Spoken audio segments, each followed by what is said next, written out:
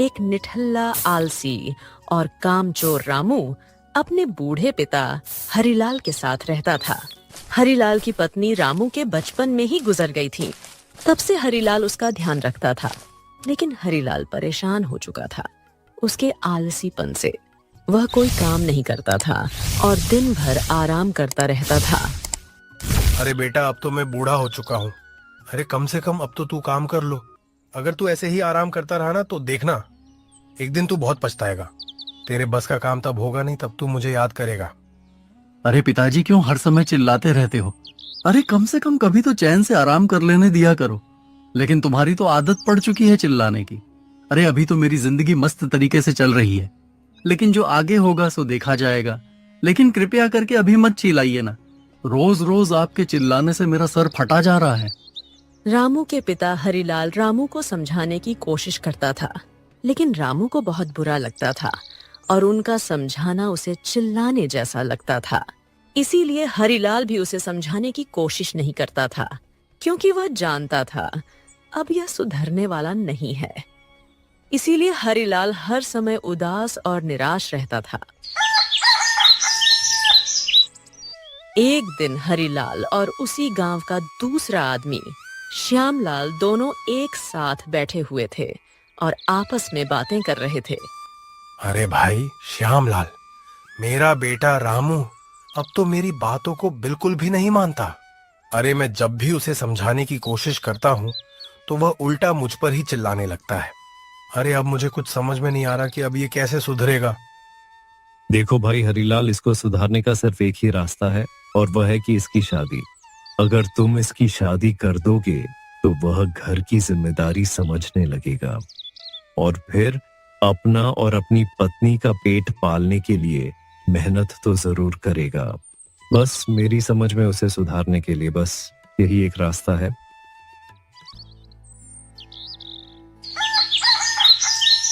अगले दिन सुबह होते ही हरिलाल गुड्डू दलाल के पास जाता है और उसे अपने बेटे की शादी के बारे में बात करने लगता है। अरे ये देखो गुड्डू दलाल भाई, अब मेरा बेटा मेरी एक भी बात नहीं मान रहा है। मैं इसकी शादी तो नहीं करना चाहता था, लेकिन अब मजबूरन मुझे इसकी शादी करनी पड़ रही है, क्योंकि जब उसकी बीवी हो जाएगी तब ये अपने घर परिवार की जिम्मेदारी समझेगा। और तुम जल्दी से कोई लड़की ढूंढ देना। ठीक है हरीलाल भाई, अभी उस दिन पड़ोस के गांव का एक आदमी आया था, तो उसी से आपके बेटे की शादी करने की बात करूंगा। अगर वह मान जाता है तब तो ठीक है, और फिर आप अपने बेटे की शादी उसी लड़की से कर देना। अगले दिन सुबह होते ही हरिलाल फिर से गुड्डू दलाल के पास जाता है और उससे पूछता है, क्यों गुड्डू दलाल भाई, तुमने उससे बात की है क्या? और अगर की है तो उसने क्या बताया? हाँ भाई, की थी, और उसने कहा कि यह रिश्ता पक्का समझो और अब तुम जल्दी से अपने बेटे की शादी उसकी लड़की से कर दो। ठीक है भाई, मैं जल्दी से शादी करने का इंतजाम करता हूँ और बस कुछ ही दिनों में अपने बेटे की शादी उसकी लड़की से कर दूंगा। कुछ ही दिनों में हरिलाल अपने बेटे रामू की शादी करके अपनी बहू को अपने घर ले आता है। रामू की पत्नी का नाम था सुनीता, जो बेहद खूबसूरत और मेहनती थी। उसके घर में आने से अब हरिलाल बहुत खुश था। बेटी सुनीता, तुम्हारे घर आने से मैं बहुत खुश हूँ। अब इस निठल्ले और कामचोर रामू की आलस भरी रातें और दिन सब मेहनत में बदल जाएंगे। कुछ दिन ऐसे ही हंसी खुशी बीतते हैं, लेकिन रामू की पहले वाली आदत बिल्कुल नहीं छूटती है। जैसा हरिलाल ने सोचा था उसके विपरीत हुआ, क्योंकि रामू का आलस अभी भी नहीं छूटा था। अरे बाबूजी, क्या इनकी आदतें कभी छूटेगी या नहीं? अरे मैं जब से इस घर में आई हूँ तब से बहुत मेहनत कर रही हूँ, और एक ये है जो हर समय सोते या घूमते ही रहते हैं। बाबूजी, मैं तंग आ चुकी हूँ इनकी इन आदतों से। बेटी तुम ऐसी बातें क्यों कर रही हो, और आखिर तुम चाहती क्या हो? बाबूजी, मैं जब से इस घर में आई हूँ तब से आपके बेटे ने मेरी जिंदगी खराब करके रखी है, और मैं बस इनसे ये चाहूँ कि ये बस ऐसे मत सोए और कोई अच्छा सा काम करने लगे, ताकि उनके पास 4 पैसे आने लगे, और मुझे इनसे कुछ नहीं चाहिए। देखो बेटी, वह तुम्हारा पति है, तुम उसे बड़े प्यार से समझाओ। हो सकता है वह तुम्हारी बातों को समझ जाए और मेहनत करने लगे। मैं तो समझा समझा कर थक चुकी हूँ, लेकिन उनके सर पर तो जैसे जू तक नहीं रेंगता। कुछ दिन बाद हरीलाल की मौत हो जाती है। रामलाल की मौत होने से दोनों पति पत्नी बहुत परेशान थे और उनके पास बैठकर रो रहे थे। हरीलाल के मर जाने के बाद रामू का आलस और भी बढ़ जाता है। उसे कोई मना करने वाला नहीं था, बस जो भी थी वह सुनीता ही थी। सुनीता के लाख चिल्लाने पर भी रामू उसकी एक बात भी नहीं सुनता था। अरे न जाने पिछले जन्म में मैंने कौन से पाप किए होंगे जो इस जन्म में मुझे मनहूस आदमी मिला है। ये तो मेरी एक बात भी नहीं सुनता, जब देखो तब सोता ही पड़ा रहता है। अरे भाग्यवान, क्यों इतना चिल्ला रही हो? अरे हर समय काम के लिए ही कहती रहती हो। अरे कर लूंगा काम भी। अरे कब करोगे काम? जब से मैं इस घर में आई हूँ तब से नौकरानियों की तरह जुटी हुई हूँ और तुमने मेरी जिंदगी नरक बनाकर रख दी है। देखो सुनीता, मैंने कई जगहों पर काम की तलाश की, लेकिन मुझे कोई अच्छा काम नहीं मिला, इसलिए मैंने काम नहीं किया। तुम अभी तक कहीं काम ढूंढने के लिए नहीं गए हो और मुझसे झूठ बोल रहे हो कि तुम काम ढूंढने के लिए गए थे। अरे कुछ शर्म करो, तुम मेरे पति हो, इसलिए मैं तुमसे ज्यादा कुछ नहीं कह रही हूँ। रामू अपनी पत्नी की कड़वी बातों से नाराज होकर एक पेड़ के नीचे बैठ जाता है और खुद से ही कहता है, अरे मैं भी कितना निठल्ला और कामचोर आदमी हूँ, और जब मेरी पत्नी मुझ पर चिल्लाती है तो मैं उल्टा उसी पर ही भड़क जाता हूँ और मेरा मन भी तो नहीं करता काम करने का। मैं करूँ तो करूँ क्या? अब ऐसा करता हूँ कि अपने दोस्त रमेश के पास जाता हूँ और उनसे कुछ पैसों की मदद मांगता हूँ, क्योंकि शुरू से ही उन्होंने मेरी मदद की है तो शायद आज भी कर दें। ऐसा सोचकर रामू रमेश के घर के लिए निकल पड़ता है। भाई कैसे हो? आज मुझे आपकी जरूरत है। मेरे घर में चूल्हा जलने के लिए राशन बिल्कुल नहीं है, तो कृपया करके तुम मुझे थोड़े पैसे दे दो। मैं वादा करता हूं कि मैं तुम्हारे पैसे कुछ ही दिनों में लौटा दूंगा। देखो रामू भाई, आज से पहले ना जाने मैंने तुम्हारी कितनी मदद की है और ना जाने मैंने तुम्हें कितने रुपए दिए होंगे, लेकिन तुमने आज तक उन्हें वापस करने का नाम तक नहीं लिया और तुमने ना जाने कितने गांव वालों से ऐसे ही कर्ज ले रखा है और तुम उनका भी वापस नहीं कर पा रहे। देखो भाई, इस समय सच में मेरे घर में एक भी पैसा नहीं है और ना ही मेरे घर में राशन है। कृपया करके तुम मेरी कुछ मदद कर दो, मैं तुम्हारे जल्द ही पैसे लौटा दूंगा। और रही बात गांव वालों के पैसे की, तो वह भी मैं जल्द ही वापस कर दूंगा। अरे रामू, तुम बातें बनाना तो बड़ी अच्छी तरीके से जानते हो, लेकिन अब मैं तुम्हारी बातों में नहीं आने वाला हूं। और अगर तुमने अपने पिताजी की बात मान ली होती और कहीं काम में लग जाते तो आज तुम्हारे ऊपर ये नौबत नहीं आती। अरे कभी सोचा भी है कि अपने पैरों पर कब खड़े होंगे? देखो पैसे हैं तो दे दो, लेकिन यह मुझे ज्ञान देने की कोशिश मत करो। मैं यहां तुम्हारी बेफालतू की बातें सुनने नहीं आया। अच्छा, अब पैसे हो तो जल्दी दो, वरना मैं खुद ही कुछ ना कुछ करूंगा। देखो रामू, मेरे पास पैसे तो है, लेकिन अब मैं तुम्हें पैसे नहीं देने वाला, क्योंकि तुम्हें घमंड भरी बातें कर रहे हो। अरे तुम्हारा कोई भरोसा नहीं, तुम तो एक नंबर के धोखेबाज और चालाक इंसान हो। न जाने तुम कब और किसके पैसे लेकर भाग जाओ। ना भैया, मैं नहीं देने वाला। रामू रमेश की कड़वी बातों से बहुत चिढ़ गया था और वह फिर से इस पेड़ के नीचे बैठकर सोचने लगता है। रामू को बैठे हुए अब भी कुछ देर ही हुआ था, तभी वहां एक बड़ा जमींदार आता है जिसने रामू को कर्ज दिया था, लेकिन रामू ने उसका कर्ज अभी भी वापस नहीं किया था और जमींदार को देखकर ऐसा लग रहा था कि वह बहुत गुस्से में है। क्यों रे रामू, तूने मुझे बहुत बहकाया है, लेकिन अब मैं तेरे बहकावे में नहीं आने वाला हूं और आज तुम मुझे बहुत गुस्सा आ रहा है। और आज मैं तुझे पैसे लिए बिना यहां से नहीं जाने वाला। चल जल्दी से मेरे पैसे निकाल दे, वरना आज तो मैं तुझे मार मार कर तेरा भरता बना दूंगा। मालिक, अभी तो मेरे पास पैसे नहीं है, तो कृपया करके आप मुझे कुछ दिनों का समय दे दो। मैं आपके पैसे जल्दी लौटा दूंगा। अरे तुझे बहाना बनाना तो बहुत अच्छी तरीके से आता है। अगर तुझे पैसे वापस करने ही होते तो तू कब का कर चुका होता, लेकिन नहीं, तुझे तो सिर्फ बहाने बनाना है। आज तू मुझे पैसे दे दे। जमींदार साहब, मैं झूठ नहीं बोल रहा हूं। अरे मैं आपके पैसे लौटा दूंगा। देखिए, इस समय मेरे घर में राशन की कमी हो चुकी है और आप मुझे कृपया करके थोड़ा समय दे दीजिए। मैं झूठ नहीं बोल रहा हूं। अब मैं तुझे एक दिन की भी छूट नहीं दे सकता, और अब मैं तुझे नहीं मार मार कर तेरा भरता बना दूंगा। जमींदार रामू पर चिल्ला रहा था और उसे मारने की धमकी दे रहा था।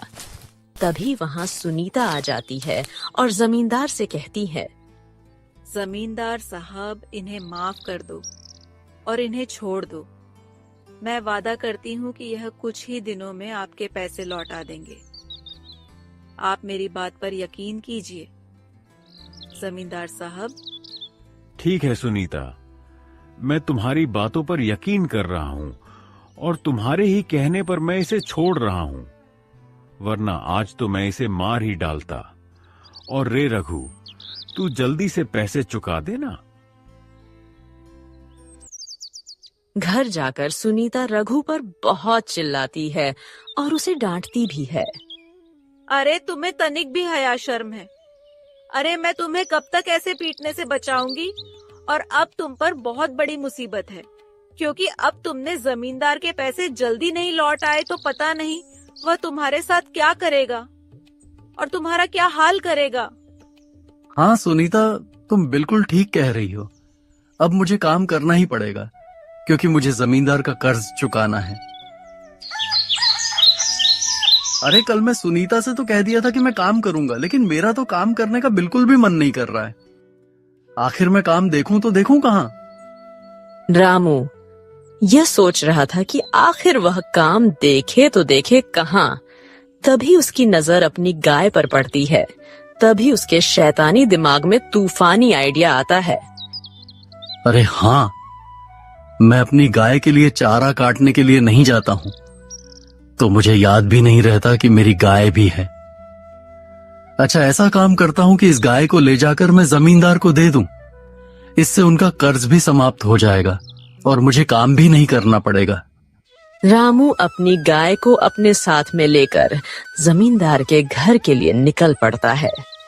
देखो जमींदार साहब, मेरे पास अभी पैसे बिल्कुल भी नहीं है, तो आप ऐसा करो, ये मेरी गाय आप ले लो, और जब मेरे पास पैसे हो जाएंगे तो मैं अपनी गाय आपसे ले जाऊंगा और आपके पैसे लौट आ जाऊंगा।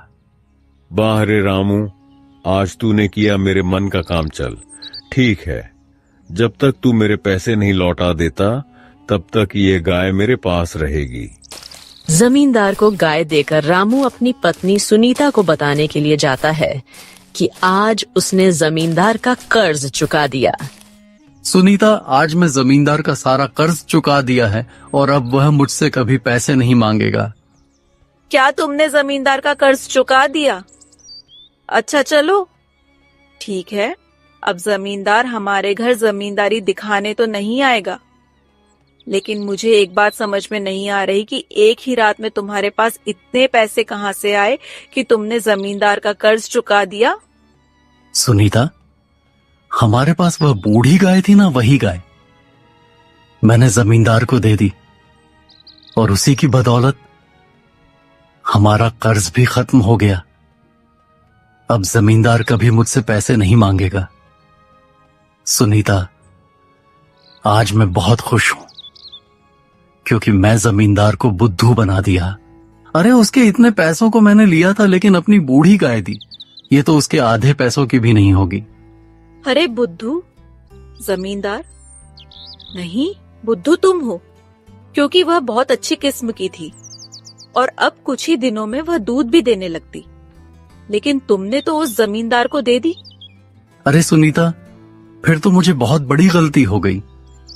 मुझे लगा था कि वह गाय बूढ़ी है और अच्छा दूध भी नहीं देगी, इसीलिए मैं जमींदार को दे दी। देखो, अब मुझे कुछ नहीं मालूम, मुझे तो सिर्फ अपनी गाय चाहिए।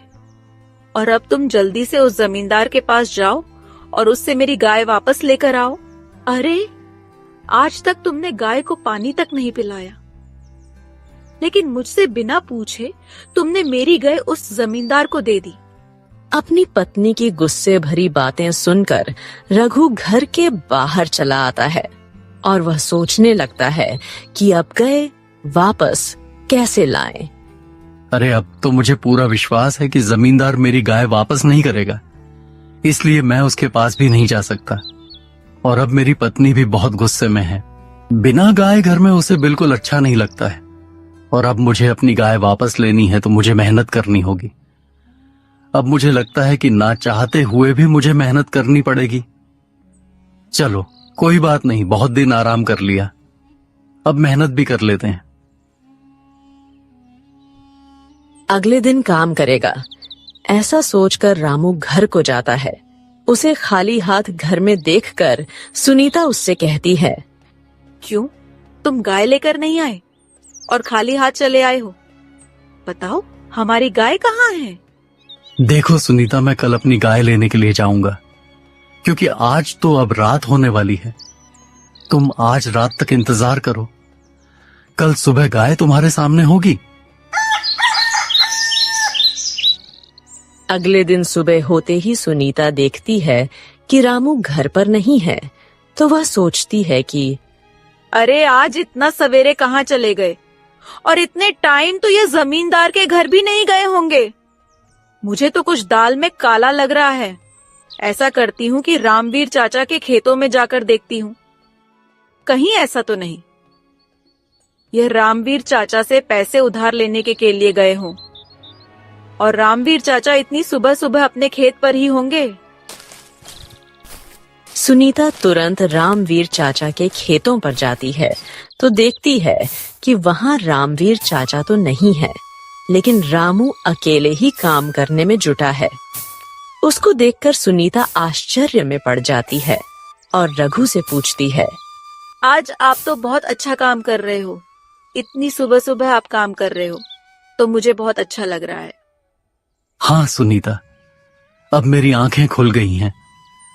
अब मुझे पता चल रहा है कि बिना मेहनत के कुछ नहीं हो सकता। पिताजी भी कहते थे कि तू एक दिन पछताएगा, लेकिन उनकी भी बात बिल्कुल ठीक थी। और आज देखो, मैं काम कर रहा हूं और अब ऐसे ही काम करूंगा।